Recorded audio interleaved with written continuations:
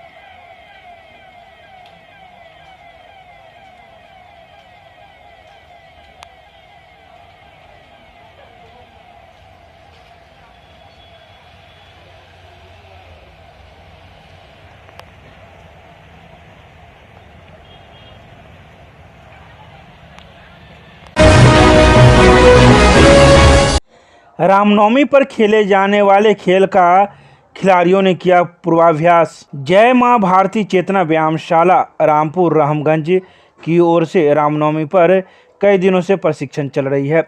व्यायाम के अध्यक्ष इंद्रजीत कुमार, सचिव धर्मवीर शाह, कोषाध्यक्ष अरुण कुमार शाह, गुरु उस्ताद शंकर कुमार एवं सुदीप भगत के द्वारा छोटे छोटे खिलाड़ियों को बेहतर खेल का रामनवमी के अवसर पर प्रदर्शन करने के लिए मंगलवार की देर शाम प्रशिक्षण दिया गया।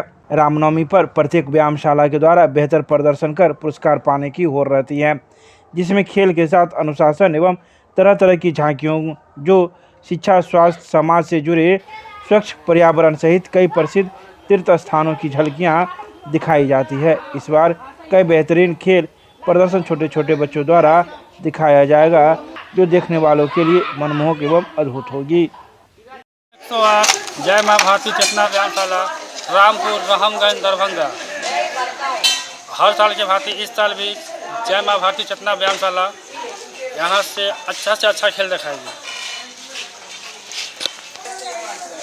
हमारे अखाड़ा में छोटे छोटे बच्चे जो है लाठी क्रीज, भाला बाना चक्री और लाठी का खेल और क्या कहते हैं काठी पे बच्चे लोग खड़ा होकर अच्छा खेल दिखाएंगे। सालों भर से बच्चे लोग में जोश रहता है कि रामनवमी पूजा कब आवे, हम अच्छा से अच्छा खेल दिखाएं। व्यायामशाला का नाम बताइए। जय मां भारती चेतना व्यायामशाला रामपुर रामगंज। आप क्या हैं? यहाँ के गुरु जी हैं, नाम? शंकर कुमार। मिथिला विश्वविद्यालय के स्नातकोत्तर रसायन शास्त्र विभाग में 2 दिवसीय अंतर्राष्ट्रीय सेमिनार का हुआ समापन। मंगलवार को मिथिला विश्वविद्यालय के स्नातकोत्तर रसायन शास्त्र विभाग एवं associate of chemistry teachers Mumbai के संयुक्त तत्वाधान में 2 दिवसीय राष्ट्रीय सेमिनार का समापन स्नातकोत्तर रसायन शास्त्र विभाग में किया गया। तो यहीं इस अंतर्राष्ट्रीय सेमिनार का विषय समावेशी विकास के लिए बुनियादी विज्ञान की भूमिका थी, जिसमें दूसरे दिन कुल 70 मौखिक प्रस्तुति एवं 22 पोस्टर प्रस्तुति की गई तथा तृतीय तकनीकी सत्र में डीडीयू गोरखपुर यूनिवर्सिटी के डॉक्टर आलोक कुमार झा ने समावेशी विकास के विभिन्न मुद्दों पर चर्चा की। उन्होंने बताया कि कैसे हम तालाब के पानी और नल के पानी को प्रदूषित पदार्थों का पता लगा सकते हैं। यूनिवर्सिटी ऑफ लखनऊ की डॉक्टर प्रगति कुशवाहा ने बताया कि अल्जाइमर बीमारी के विरुद्ध बेंजोफ्यूरान का उपयोग कैसे कर सकते हैं। इसके अलावा उन्होंने कई बातों की जानकारी दी। वहीं अच्छी प्रस्तुति करने वाले अभ्यर्थियों को प्रतिकुलपति प्रोफेसर डॉली सिन्हा के द्वारा पुरस्कृत भी किया गया और सम्मानित भी। Large number of delegates joined us and many distinguished speakers also spared their time, and for that I am also grateful to them. And in this concluding session I would once again like to remind my dear students and young participants that as you know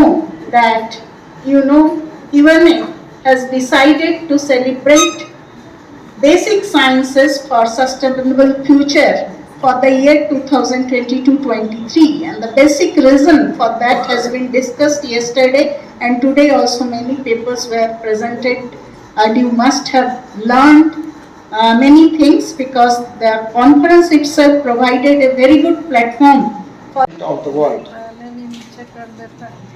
price का उसी समय के क्यों नहीं नीचे तहत किया?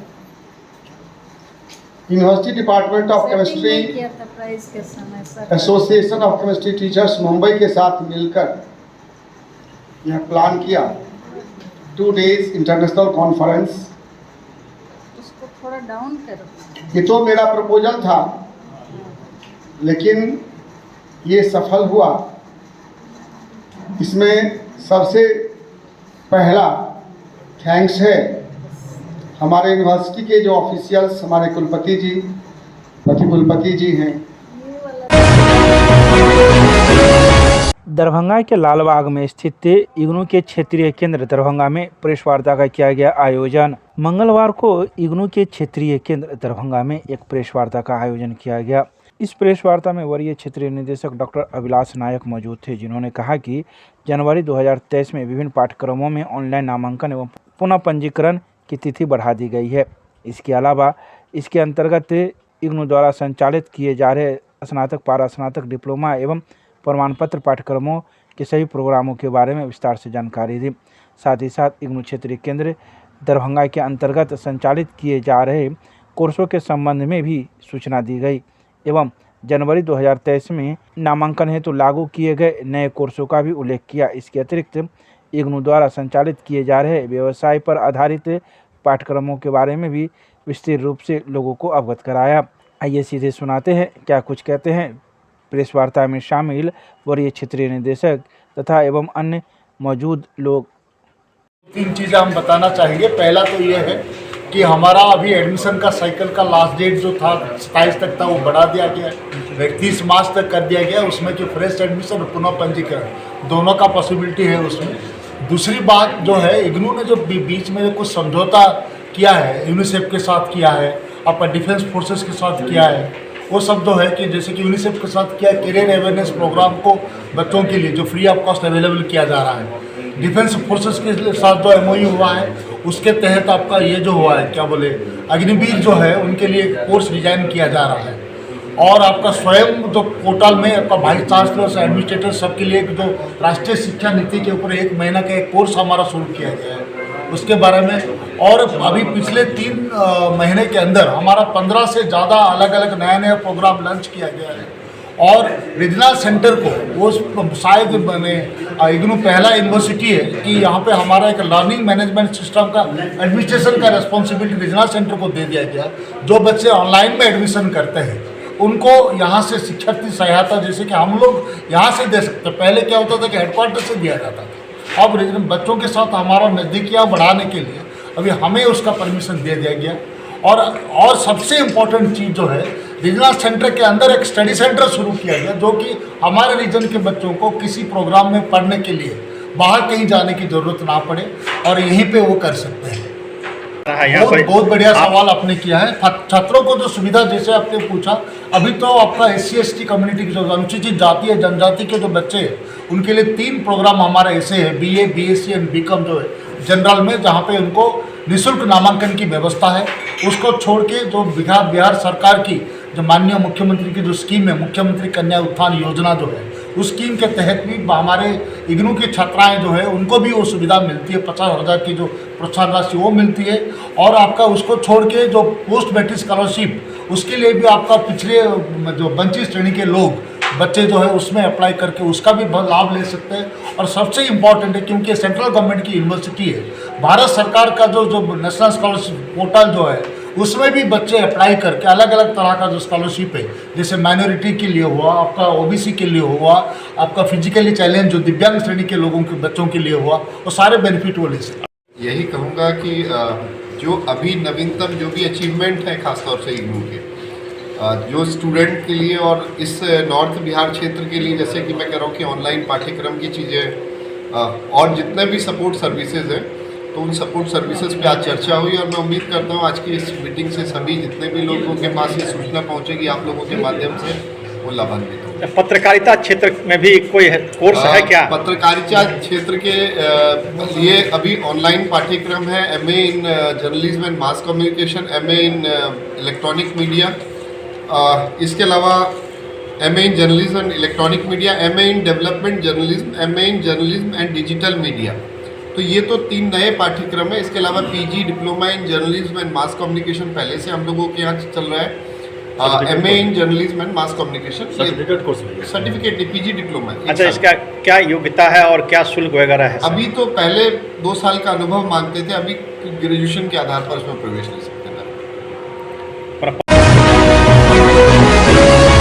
रामा वल्लभ जलान बेला महाविद्यालय में 7 दिवसीय विशेष शिविर के दौरान चौथे दिन मतदाता जागरूकता परिचर्चा पर किया गया कार्यक्रम। मंगलवार को रामा वल्लभ जलान बेला महाविद्यालय में राष्ट्रीय सेवा योजना के तत्वाधान में 7 दिवसीय विशेष शिविर के चौथे दिन महाविद्यालय सभागार में मतदाता जागरूकता पर परिचर्चा प्रधानाचार्य डॉक्टर नरेंद्र कुमार चौधरी की अध्यक्षता में संपन्न हुई। इस अवसर पर डॉक्टर चौधरी ने अपील की कि हमारे देश के संविधान ने 18 वर्ष की आयु पूरी कर चुके सभी व्यक्तियों को मतदान करने का अधिकार दिया है, जो बेहद प्रभावशाली है। मतदान के जरिए जनता को अपनी पसंद की सरकार बनाने का हक है, इसलिए सभी को मतदान करना चाहिए, क्योंकि मतदान से ही हमारे जागरूक होने का पता चलता है। तो वहीं मौके पर महाविद्यालय के कई शिक्षक एवं शिक्षिकाएं सहित NSS के स्वयंसेवक की मौजूद के अलावा अन्य छात्र छात्राएं भी मौजूद थे।